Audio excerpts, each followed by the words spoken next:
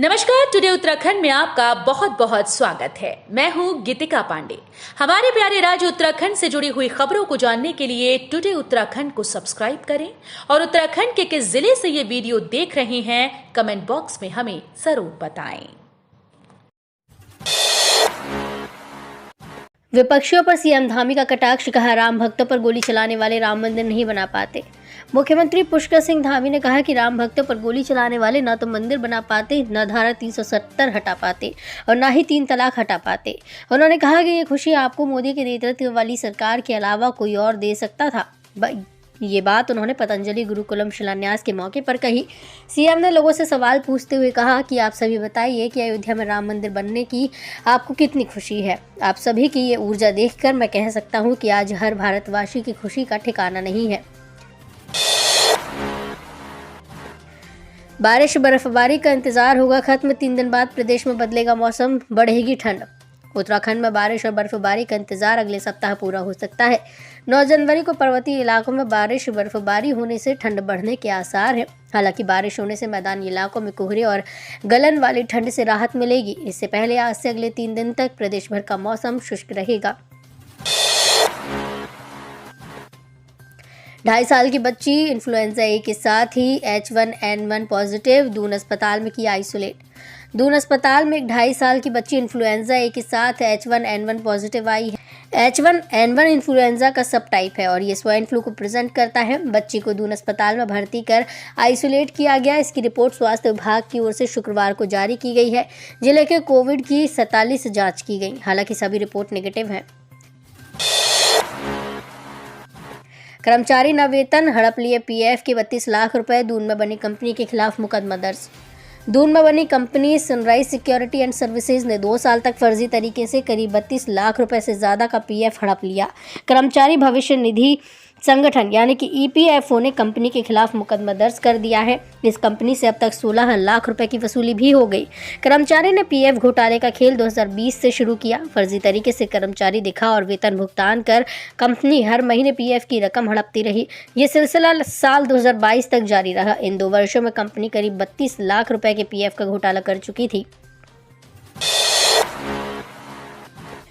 रक्षा मंत्री राजनाथ सिंह ने रखी पतंजलि गुरुकुलम की आधारशिला, सनातन धर्म को लेकर कही ये बातें।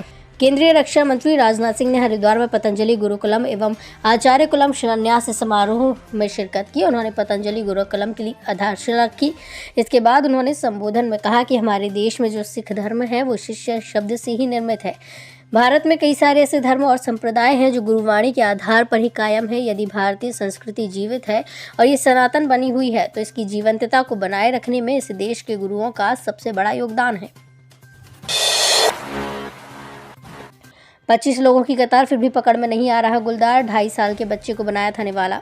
सिंगली गांव में 11 दिन बीतने के बाद भी गुलदार वन विभाग की पकड़ से दूर है। वन विभाग की टीम लगातार गांव में गुलदार को पकड़ने का प्रयास कर रही है। वहीं एक टीम को गुलदार का ट्रैंकुलाइज करने के लिए भी लगाई गई। गांव में 8 पिंजरे, 20 ट्रैप कैमरे और 25 लोगों की टीम लगी है। बीते 26 दिसंबर को सिंगली गांव में गुलदार 2.5 साल के बच्चे को उठा ले गया था। बच्चे की मौत के बाद से आसपास के गांव में गुलदार देखे जाने के बाद से ग्रामीण खौफजदा है, लेकिन गुलदार लगातार वन विभाग की टीम को चकमा देकर दूसरे गाँव का रुख कर रहा है।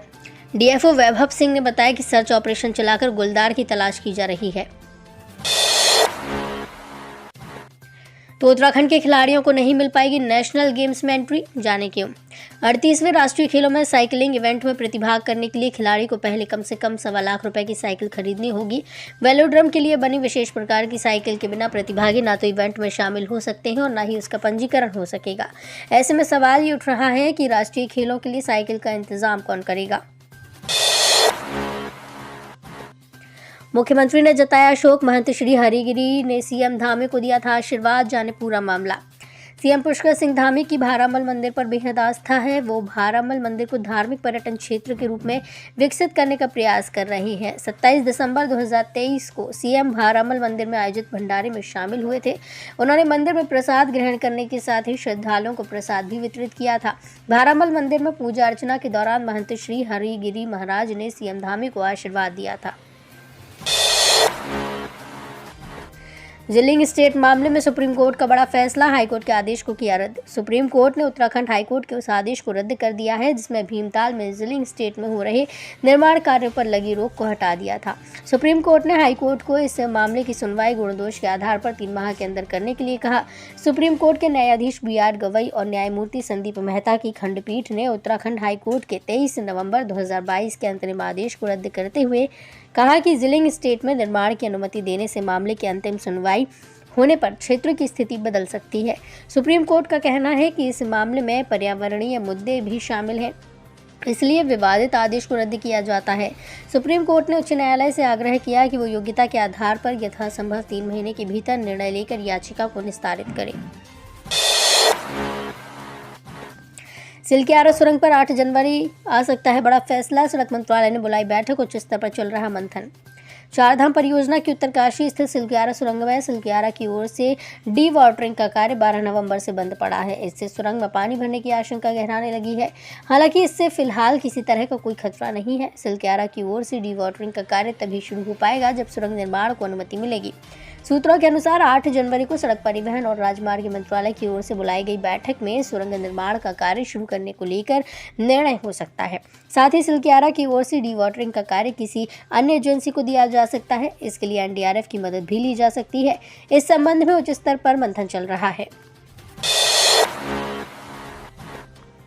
कॉर्बेट प्रशासन ने बाघों की सुरक्षा संग रोजगार के खुले अवसर, शहद व सोविनियर उत्पाद से हो चुकी 2.5 लाख की आय। बाघों की सुरक्षा के साथ ही कॉर्बेट पार्क स्थानीय महिलाओं के लिए अलग अलग कार्यों के जरिए रोजगार सृजन के द्वार भी खोल रहा है। रोजगार मिलने से ग्रामीण महिलाएं आत्मनिर्भर हुई हैं। महिलाओं द्वारा तैयार किए जाने वाले उत्पाद अधिक से अधिक बिके, इसके लिए विभाग उन्हें कॉर्बेट के ब्रांड से बेच रहा है। कॉर्बेट प्रशासन रोजगार में आगे बढ़ाने के लिए मदद कर रहा है। करीब 50 महिलाओं को ऐपण, अगरबत्ती, धूप, मधुमक्खी पालन, मोमबत्ती का प्रशिक्षण दिया जा चुका है। आगे भी कॉर्बेट प्रशासन की योजनाएं ग्रामीण महिलाओं को रोजगार से जोड़ने की है। 22 जनवरी को उत्तराखंड में शराब और मांस की दुकानें बंद करने की उठी मांग, रामलला की है प्राण प्रतिष्ठा। विद्यार्थी परिषद, नवयुवक रामलीला कमेटी एवं अन्य हिंदू संगठनों से जुड़े लोगों ने विद्यार्थी परिषद के पूर्व जिला सह संयोजक मयंक पंत के नेतृत्व में मुख्यमंत्री को ज्ञापन भेजकर 22 जनवरी को प्रदेश भर में शराब और मांस की दुकानें बंद रखने की मांग की है। शुक्रवार को सीएम कैंप कार्यालय में विधायक प्रतिनिधि दीपक रजवार के माध्यम से सौंपे ज्ञापन में कहा है कि 22 जनवरी को प्रभु श्री राम की जन्मस्थली अयोध्या में मंदिर की प्राण प्रतिष्ठा की जा रही है। सैकड़ों वर्षों के कड़े संघर्ष के बाद ये पावन समय आया है। उत्तराखंड का सफर और होगा आसान, बिना हल्द्वानी जाए पहुंचेंगे काठगोदाम, सितारगंज तक 4 लेन बनाएगा NHAI। नाथनगरी से देवभूमि उत्तराखंड की यात्रा अब और सुगम होगी। भारतीय राष्ट्रीय राजमार्ग प्राधिकरण यानी कि NHAI इसी वर्ष बरेली सितारगंज मार्ग का चौड़ीकरण करने जा रहा है। इसके लिए भूमि अधिग्रहण की प्रक्रिया तेज कर दी गई है। 17.8 किलोमीटर की परियोजना में 8 स्थानों पर बाईपास का निर्माण किया जाएगा। सितारगंज तक पहुंचने के बाद यात्री सीधे काठगोदाम को जा सकेंगे। इससे उन्हें हल्द्वानी के भीड़ भरी बाजार में नहीं जाना होगा। राष्ट्रीय राजमार्ग 30 पर बड़ा बाईपास से पीलीभीत होकर सितारगंज तक 4 लेन निर्माण की लंबे समय से मांग चल रही थी।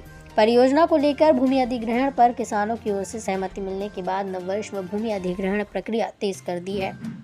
तो ये थी हमारे प्यारे राज्य उत्तराखंड से जुड़ी हुई कुछ खास और अहम खबरें। इसी तरह की लेटेस्ट अपडेट पाने के लिए अभी सब्सक्राइब करें टुडे उत्तराखंड चैनल को। धन्यवाद।